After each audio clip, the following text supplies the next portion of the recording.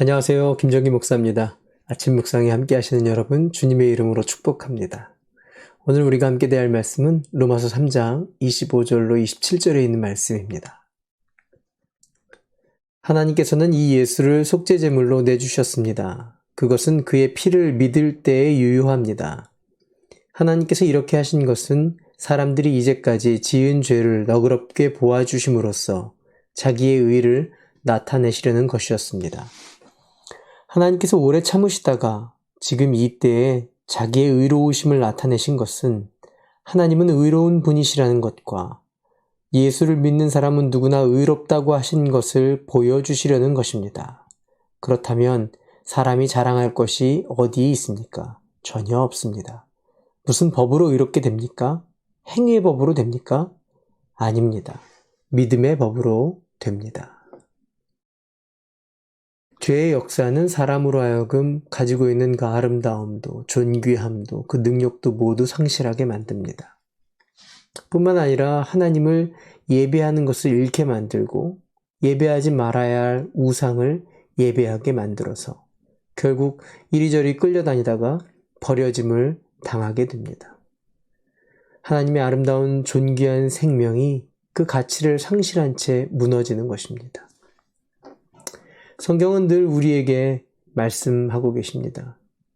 사람은 단순히 생존만을 위해 살도록 지음받지 않았다고, 보다 높은 가치에 헌신하도록 하나님의 형상을 따라 지어졌다라고 말씀하십니다.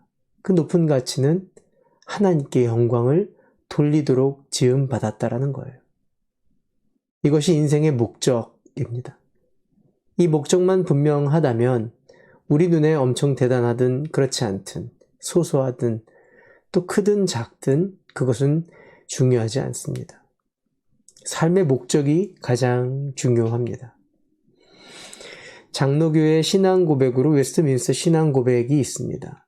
다음 세대를 교육하기 위해 신학자들과 덕망 있는 믿음 있는 사람들이 모여서 1643년에 107가지의 주요 핵심 교리들을 모아 질문과 답으로 만들어 놓은 것입니다. 그 첫 번째 질문은 이렇습니다.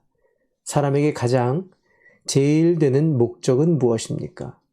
쉽게 말하면 인간의 삶의 목적이 무엇이냐라는 질문입니다. 대답은 하나님을 영화롭게 하는 것과 영원토록 그를 즐거워하는 것이다. 이렇게 얘기합니다. 결국 하나님께 영광이 되는 삶으로 하나님을 평생 기뻐하는 존재로 우리를 지으셨다. 그게 삶의 목적이 된다라고 얘기하는 겁니다. 그런데 도대체 우리는 왜 그 영광을 버리고 우상을 예배하는 사람들이 됐을까요? 물질에 끌려다니고 자기의 의와 자기의 만족, 고집으로 올바름과 의로움을 포기한 인생이 됐을까요? 왜 쾌락을 위해 동물적으로 변하고 이기적인 삶을 살게 되었을까요?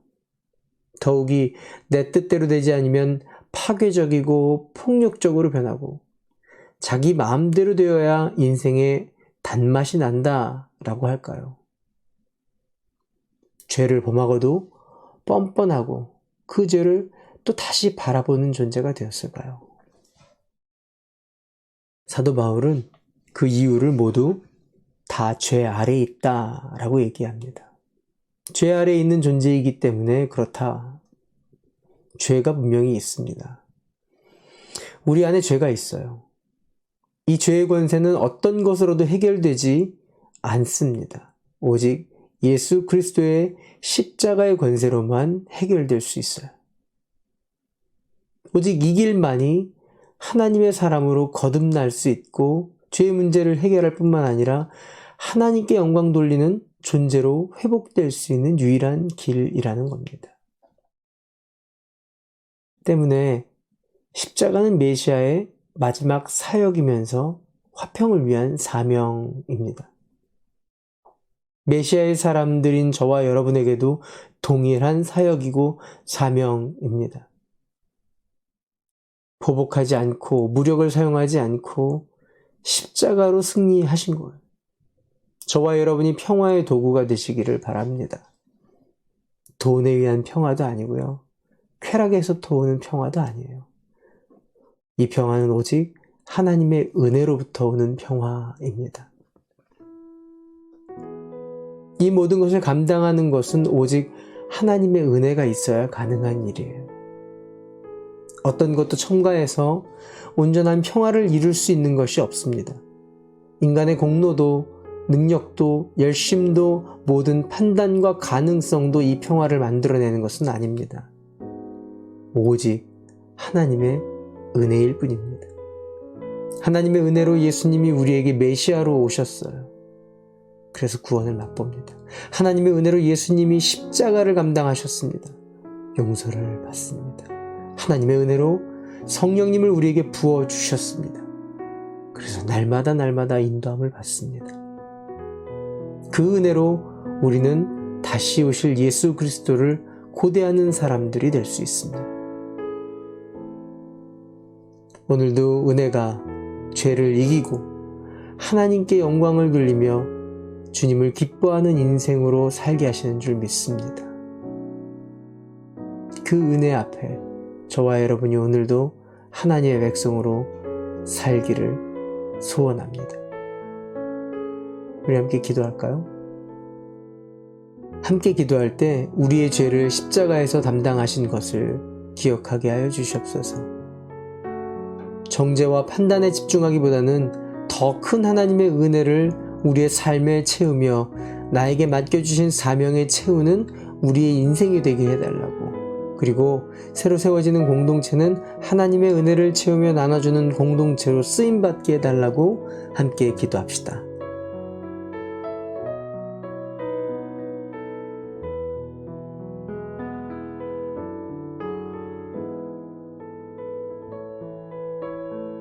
좋으신 하나님, 화목제물 되신 예수 그리스도를 통해 부어주신 하나님의 은혜가 너무 크고 감사합니다. 오직 하나님의 은혜가 우리의 삶과 사명에 힘이 되게 하시고 나의 의와 주장은 언제나 버리게 하여 주시옵소서. 예수님의 이름으로 기도합니다. 아멘. 여기까지 인도하신 것도 하나님의 은혜입니다. 오늘도 말씀대로 살기로 결정하셨으면 좋아요 눌러주세요. 화이팅!